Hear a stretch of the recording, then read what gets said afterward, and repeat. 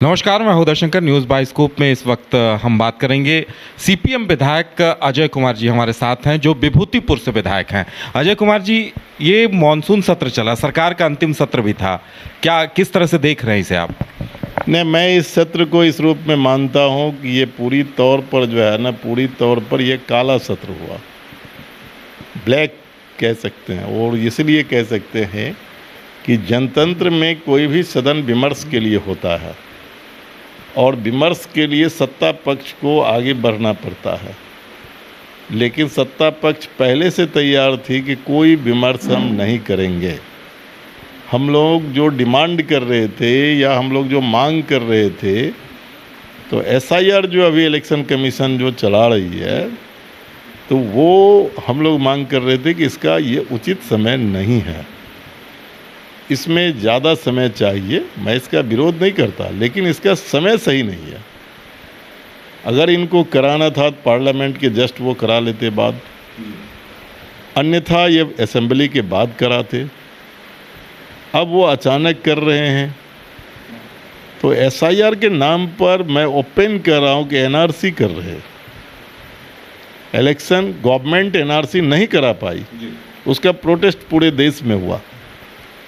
अब election commission के कंधे पर बंदूक रख करके चुनाव आयोग के रास्ते से भाजपा बिहार चुनाव को हाईजैक करने की कोशिश कर रही है।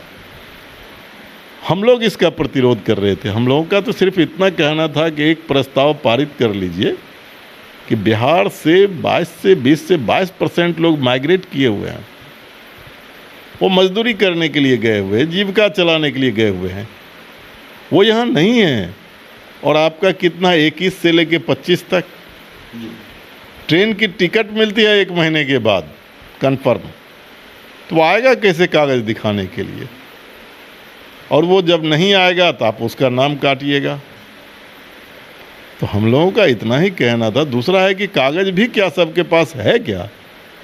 लेकिन जो सदन में इन मुद्दों पर बहस होती तो ज़्यादा बेहतर होता। सरकार का भी अंतिम सत्र था, अब सत्ता पक्ष आप लोगों को दोष दे रहा है, आप लोग सत्ता पक्ष को दोष दे रहे हैं। मैं तो यही मांग कर रहा था। मैं भी तो जो 40 मिनट की चली, तो मेरा तो प्रस्ताव था कि एक प्रस्ताव लेकर के तत्काल एसआईआर को रोक करके चुनाव के बाद वो कराए, या फिर कोई व्यवहारिक वो निर्णय ले। सुप्रीम कोर्ट ने भी कहा कि आप 3 कागज़ को इसमें जोड़ लो, आधार कार्ड जोड़ लो, उसने कहा वोटर आईडी कार्ड जोड़ लो, उसने कहा कि आप जो है सो ये राशन कार्ड जोड़ लो। उसको भी नहीं माना, एफिडेविट दे दिया कि मैं इसको नहीं मानता हूँ।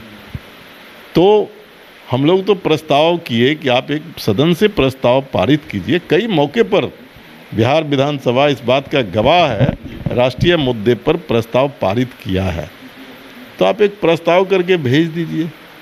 लेकिन जिनके मन में चुनाव को हाईजैक करने की बात थी, तो वो कैसे इसको स्वीकार करता?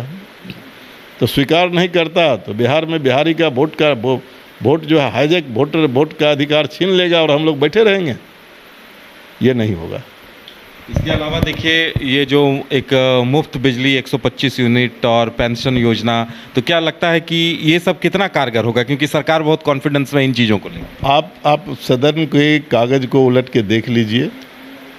सदन में मेरा क्वेश्चन था, जब मैं ये बात रखा था कि आप 400 रुपया जो देते हैं, तो दोनों टाइम चाय और बिस्किट नहीं हो सकता है, इसीलिए केरल की तरह आप कम से कम 2500 रुपया पेंशन दो। तो जनता तो ये जानती है कि 2500 रुपया कम्युनिस्ट पार्टी मार्क्सवादी मांगा। जनता ये जानती है कि महागठबंधन तेजस्वी जी ने 1500 रुपये का घोषणा किया। तो आप तो कुछ कोशिश कर रहे हैं कि दे करके कुछ वोट को हम खरीद लें इसके रास्ते से। ये होने वाला नहीं है। जनता को क्या संदेश देंगे आप? क्या, चूँकि सदन तो खत्म हो गया, अब तो जनता के सदन के बीच जाना है। जनता को संदेश देना चाहते हैं, जिसने गरीबों के साथ हंसी और मजाक किया है, गरीब हित इस योजना को डिमोलिश करने का काम किया है।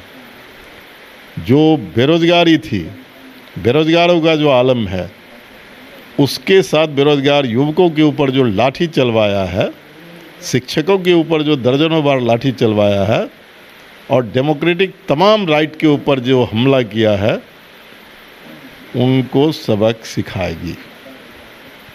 चलिए, हमें वक्त देने के लिए बहुत बहुत धन्यवाद। तो ये थे अजय कुमार जी, जिनका कहना था कि सरकार जो कुछ कर रही है जनता देख रही है और इस बार जनता सबक सिखाने को तैयार है। एसआईआर से लेकर हर मुद्दे को लेकर जनता इस बार जवाब देगी। कैमरामैन सोनू के साथ Uday Shankar, news by scoop, Patna.